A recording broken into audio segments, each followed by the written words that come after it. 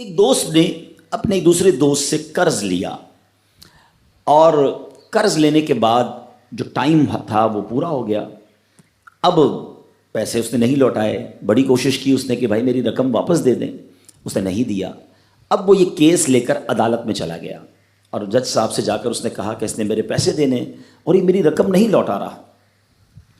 تو جج صاحب نے کہا کہ تمہارے پاس 30 دن ہیں, ودن 30 days تم نے اس کے پیسے واپس لوٹانے ہیں ورنہ پھر تمہارے خلاف فیصلہ ہو جائے گا.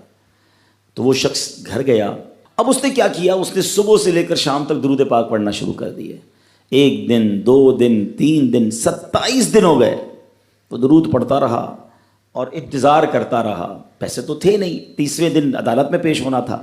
27 دن گزر گئے, 28ویں رات آ گئی. خواب میں اس کو کسی نے آواز دی کہ گھبراؤ نہیں, تمہارا قرض ادا ہو جائے گا. اگلے دن پھر درود پاک پڑھتا رہا. اب نبی پاک کی خواب میں زیارت ہوئی. آقا علیہ الصلوۃ والسلام تشریف لائے, فرمائے گھبراؤ نہیں, تمہارا قرض ادا ہو جائے گا. تم علی بن عیسیٰ وزیر کے پاس جاؤ اور اس سے کہو وہ تمہارا قرض ادا کر دے گا. اب جب صبح اٹھا تو بہت خوش کہ نبی پاک کی زیارت مجھے ہو گئی. لیکن پھر خیال آیا کہ میں اگر وزیر صاحب کے پاس گیا اور انہوں نے مجھ سے کوئی ایویڈنس مانگ لیا, کوئی پروف مانگا, کہ میں کیسے مان لوں تمہیں نبی پاک نے بھیجا ہے, تو اس بات پر تو میرے پاس کوئی دلیل نہیں ہے. اب 30ویں رات آ گئی, آخری رات ہے, صبح عدالت میں جانا ہے. درود پاک پڑھتے پڑھتے سو گیا. سرور کائنات علیہ الصلوۃ والسلام نے خواب میں پھر کرم فرمایا. فرمایا علی بن عیسیٰ وزیر کے پاس جاؤ, وہ تمہارا قرض ادا کر دے گا. کہ حضور میں چلا تو جاتا, مگر اگر وہ مجھ سے یہ کوئی پروف مانگتا, کوئی ایویڈنس مانگتا تو میں کیا جواب دیتا.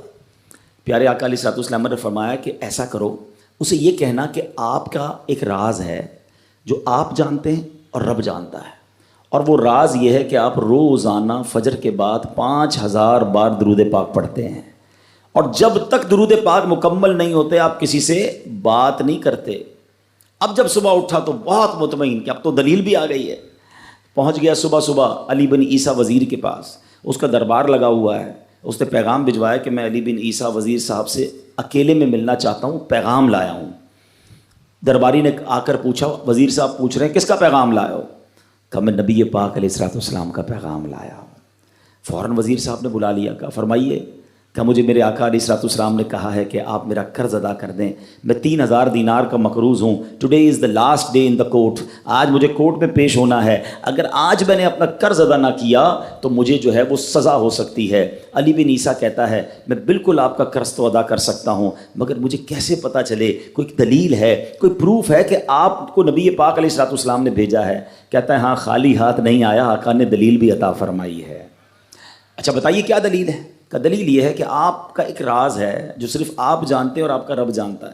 5000 ٹائمز ڈیلی آپ درود پاک پڑھتے ہیں فجر کے بعد, اور جب تک یہ درود پورے نہیں ہوتے آپ کسی سے بات نہیں کرتے.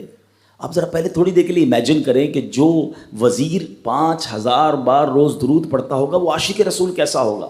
اس کی تو لاٹری نکل آئی نا, وہ تو خوشی سے جھوم اٹھا, کہتا ہے مرحبا یا رسول اللہ, میرے درود پاک قبول ہو گئے, بہت خوش. اب ابھی بیٹھے ہیں آپ, کمرے میں گیا, واپس آیا اور 3000 نہیں 9000 دینار لے کر آیا.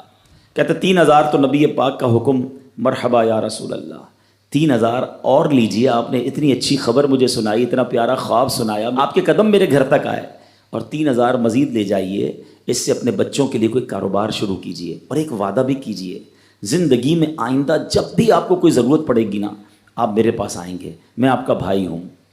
اب یہ دیوانہ بڑا خوش ہو کر عدالت پہنچا. اچھا everybody expecting over there, سب یہ سوچ رہے تھے کہ یہ اس نے آج گرفتار ہی ہونا ہے, کیونکہ تھا ہی کچھ نہیں اس کے پاس, پہلے ہی کہہ دیا تھا کہ میں کولیپس ہو گیا ہوں.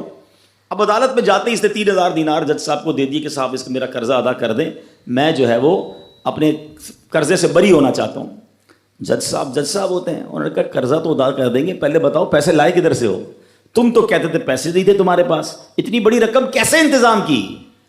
اب بھری عدالت میں گویا اس نے زبان حال سے یہ کہا کہ اتنا دیا سرکار نے مجھ کو, اتنی میری اوقات نہیں، یہ تو کرم ہے ان کا، ورنہ مجھ میں تو ایسی بات نہیں۔ اب اس نے بھری عدالت میں پورا واقعہ سنایا کہ میں نے تو کچھ نہیں کیا، آقا خواب میں تشریف لائے، میں وزیر صاحب کے پاس گیا، انہوں نے یہ پیسے دیے۔ سنو اس زمانے کے جج بھی کیسے ہوتے تھے، وہ جج دوران عدالت اپنے کرسی سے اٹھ کر کمرے میں چلا گیا، تھوڑی دیر بعد جج صاحب واپس آئے اور 3000 دینار اس کے ہاتھ میں دیتے ہیں۔ کیا سارا ثواب علی بن عیسیٰ لے جائے گا؟ میں بھی تو آقا کا امتی ہوں، تمہارا قرضہ میں ادا کرتا ہوں۔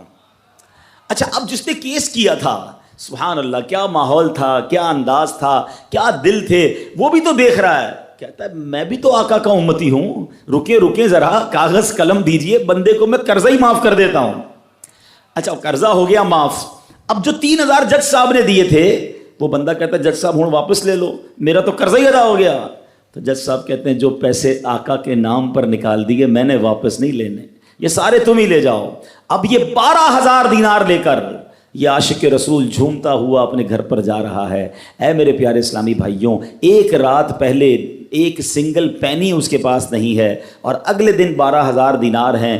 درود پاک وہ وظیفہ ہے جو دل سے پڑھا جائے تو سبحان اللہ یہ مصیبتوں کو ٹالنے والا وظیفہ ہے، یہ پریشانیوں کو دور کرنے والا وظیفہ ہے۔ اور یہ میں نہیں کہہ رہا، خود سرور کائنات علیہ الصلوۃ والسلام کی حدیث ہے جس کا مضمون ہے کہ جو پریشانیوں میں ہو، جو مصیبتوں میں ہو، اس کو چاہیے کہ مجھ پر درود پڑھے، کہ درود پریشانیوں کو لے جاتا ہے، مصیبتوں کو لے جاتا ہے۔ ایک شاعر نے کیا خوب لکھا ہے، اور واقعی حق لکھا ہے، ہر درد کی دوا ہے صلی علی محمد، ہر درد کی دوا ہے صلی علی محمد، تعویذ ہر بلا ہے صلی علی محمد۔ تو ہمیں چاہیے، خاص طور پہ ربیع الاول کا مہینہ ہے، کثرت سے درود پاک